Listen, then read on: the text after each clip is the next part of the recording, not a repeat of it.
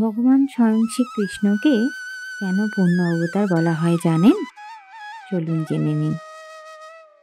তিনি যখন বাল্যকালে সখাদের সাথে আনন্দ করার কথা, খেলা করার কথা, তখন তিনি তাই করেছেন।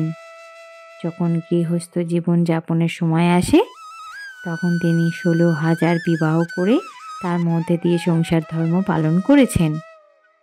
আবার যখন বৈরাগ্যের সময় আসে, যখন সব কিছু ত্যাগের সময় আসে, যখন তার সামনে তার বংশ, তার কুল নষ্ট হচ্ছিল, তখন তিনি চুপ ছিলেন, তিনি শান্ত ছিলেন, ধ্বংস হতে দেখছিলেন। আবার যখন তিনি বৃন্দাবনে ছিলেন, তখন তিনি এমনই লীলাবিলাস করতেন যে তিনি খুব ভোলা ভালা থাকতেন।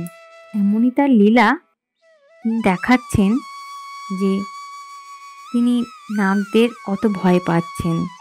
গোপীরা যখন নাগ পঞ্চমীর দিন তাদের দরজার সামনে নাগ তৈরি করছেন বা বানাচ্ছেন, তখন তা দেখে শ্রীকৃষ্ণ ভয় পেয়ে বলছেন, গোপী আমার ভয় লাগছে, এটা তুমি কি বানাচ্ছ?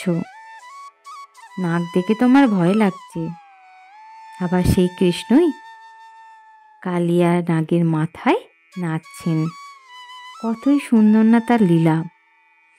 এরকম সুন্দর সুন্দর লীলা কথা আছে। তিনি কতই না সুন্দর সুন্দর লীলা বিলাস করেছেন বৃন্দাবনে। বিভিন্নভাবে তিনি বিভিন্ন সময় তিনি লীলা বিলাস করে গেছেন। আবার ভোলা ভালা থেকে বৃন্দাবনে যখন জ্ঞানের কথা বলা হয়, তখন তিনি চুপ থাকেন। তিনি বলেন তিনি কিছু জানেন না। যখন জ্ঞান দানের সময় আসে, তখন তিনি গীতার জ্ঞান সারা বিশ্বকে দিয়েছেন। এই কারণেই তিনি পূর্ণ অবতার। জয় শ্রীকৃষ্ণ, জয় রাধারানীর জয়, জয় জগন্নাথ।